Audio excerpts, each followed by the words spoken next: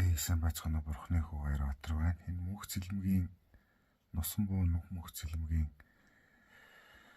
Монгол бол одоо тийм мяа орн биш, дэлхийн зүгээр л нэг сайхан дундаж орн эх орноо битгий юм уу хэлцгээ энэ төр гэсэн нэг тийм бопорсон тийм ээ. Ачин пост одоо энэ фэйсбүүкээр шеэрлэгдээ яваад байгаа. Энд нэг тайлбар хийя. За үнэ Монгол үнэхээр дэлхийн дундаж орн. Тийм Монголоос ядуу ухсгүй тохиолгүй дайн самуутай ядарсан зүдэрс улсөндөө байгаа. Нэгт за хоёрт бол Монголоос баян тарган том улсууд зөндөө байгаа. Гаднаас нь харах юм бол нэрэл үнэ юм шиг санагдаж байгаа. Гэхдээ нэг юмыг ойлгох хэрэгтэй. Малнуудаа л гэж хэлмээр санагдаад байгаа юм да. Тэр одоо хүнд хэцүү байгаа Африкийн орнууд, тийм ээ, Латин Америкийн орнууд, за манай энэ Азийн орнууд байна. За Авс Европын зарим нэг орч орн тийм ээ. Дэлхийд анх хэдэд байсан юм бэ? Мөн үү? Анхнаасаа л дундаж юм уу хатагт байсан шүү дээ. Тэгэл тэр байранда хэвээрэл байж байгаа. Монгол бол яасан юм бэ? Дэлхийд нэгт байж байгаа 100 ухарчаад байна эргүү малнууд минь. Стон цохоод алчмаар пенүүд шүү нэр. Яана та нарыг эргүү мал. Стол нэг хээ оркоч шүү нэр. Тэгэд нэг иймэрхүү уянгийн пост амар явах юм. Бопорсон. Зайлаач гэж орилмоор санагдах юм нэр. Гэхдээ та нар бодолтой ангийн 30 сурагч байлаа. Бүр тасаргаа онц сурдаг байсан нэг залууч байдаг юм уу байсан гэж төсөөлье. Тэр зүгээр л нэг жирийн нэг те сургуулаа төлөөж улсын олимпиад ордог мордогч байдаг юм уу. Тасарсан сурагч байж хагаад сурлагаараа ухраад анги дотроо зүгээр нэг жирийн нэг дундаж нэг 14 5 тэр бичигддэг хүүхд болчул яах вэ? Тэр бахархалтай үйл явдал мөн үү? Эргүү энэ бол зүгээр хэвийн үзэгдлээс сууж явах уу? Энийг хэв үзэгдэл гэж тооцох уу? Өстөө нэг эргүү новшнооч нэрэ. За нэгдүгээрт юм байна. Хоёрдугаар асуудал.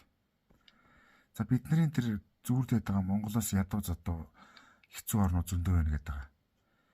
Гэхдээ тэднэрт чинь ямар ч боломж алга байна шүү дээ. Гэхдээ Индонез гэл тэх чинь хэдэн арал зайлвал тэр арал дээр 360 сая 400 хүн сая хүн амьдарч штэ. Гэдэг 400 сая хүн хэдэн арал дээр амьдарч байгаа хүмүүс чинь яаж хөдлөх юм, яаж босох юм бэ? Хэцүү штэ. Ямар ч боломжгүй штэ. Тэгэхэд чи манай Монгол улсыг харалтаа. Асар их боломж, асар их том газар нутаг байна штэ. За тэр Африкийн орнуудыг хар. Хөөрхөн эртээр үеэсээ төр тус ёсны уламжлал байхгүй. Боловсролын төвшин энэ асар доор. Харанхуй бүдүүлэг байсан. Одоо ч байгаа. Одоо бидний амьдралаар зүрдэх юм бол нэг тарин шааны нөхрийн хүүхэд бай гэж төсөөд л дээ. Тарин шаан дотор. Тэр хөрх юм зайлвал тэр хүнд ямар боломж байх вэ? Ямар ч боломж байхгүй шүү дээ. Тэгтэл нэг 1000 ч үйдэг юм уу нэг болцоотой айлын хүүхэд тэр хоёр нэг зэндаа эсвэл тэрнээс арай дээр миний хүү сайн байна гэж солиороо тэгвэл яах вэ? Одоо чи жишээлбэл нэг тарин шааны гудамжинд гуйлуулах гуйж байгаа айлын хүүхэдтэй өөрийнхөө хүүхдийг зүрлснэ. Миний хүү энийг бодох сайн амьдарч ин болоо штэ гэж хэлээд сууж игэл яах вэ? Тийм мэдрэл муутай мэрэд байвал яах вэ? За дараагийн нэг асуудал бол энэ дэлхийн том улсууд чинь дэлхийн жижиг улсуудаа барьж идэж амьдардаг. Угаасаа эртээр үесэж тийм байсан. Хөөрхий тэр Африкийн, хөөрхий тэр Латин Америкийн, хөөрхий тэр энэ зүүн Азийн орнуудыг чинь дэлхийн том улсууд чинь мүлжөө шулаад байна. Монгол тэм мүлжүүл шулуулаад байгаа юм байна уу?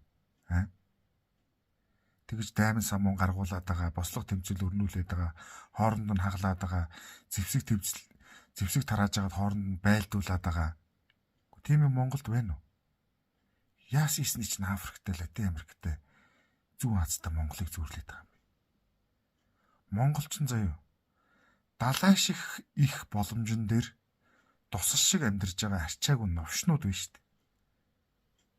Тэгчих тэгэл бие бинийгээ ингээл өхөөрдөг. Монгол бол дажгүй сайхан дундаж ормоо ч шиг хуцаад зөхөөд алчих юмсан. Тэгээд нэг ийм гачин попорсон ийм гачин өстой хачин юм нэг гачин юм попорч өчнө 28 он дэвшигч л байгаа юм шиг.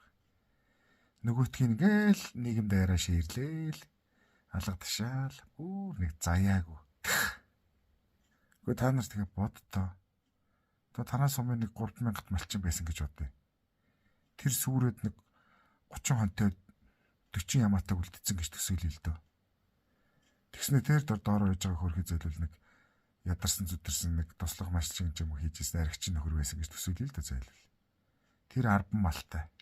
Гэхдээ би энэний дэргэд бас нэг 70 малтай арай тэр амьдарч юм дагаа солиороо дэвэл яах вэ? Ийм одоо нэрээ яанда та нар.